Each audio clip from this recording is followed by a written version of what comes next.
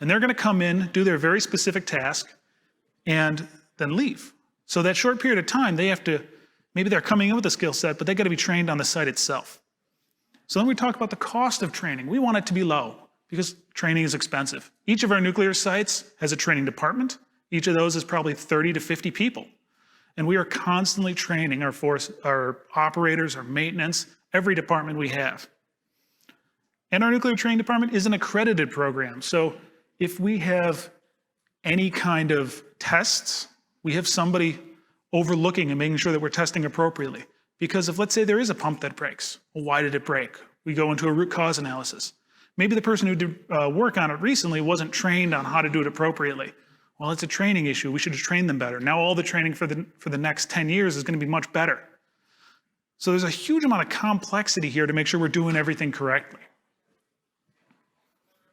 So why use VR? It was probably about 2.5 years ago, VR entered Exelon. And it was one of our training instructors.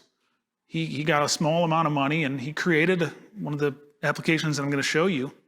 And it's really taken off. When we created our digital plant innovation team, I took over the VR side of things and I really wanted to show it off to everybody I could. And I've probably given the demo 1,000 different times to people.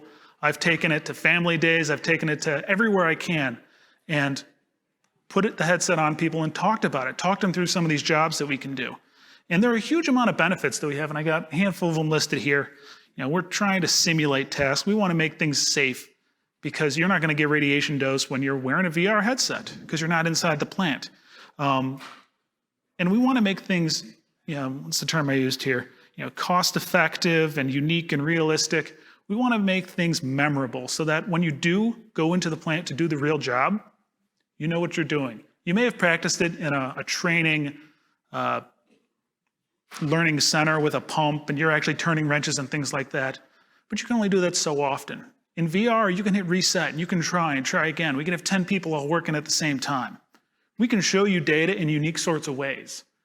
And there's a lot of interesting benefits we can do that we're still discovering. You know, we've been doing it for 2.5 years and we're still learning all sorts of new cool things. Every time I give the demo to somebody, they say, oh, well, can you do this with it? Can you do that with it? The cool thing about VR is that almost always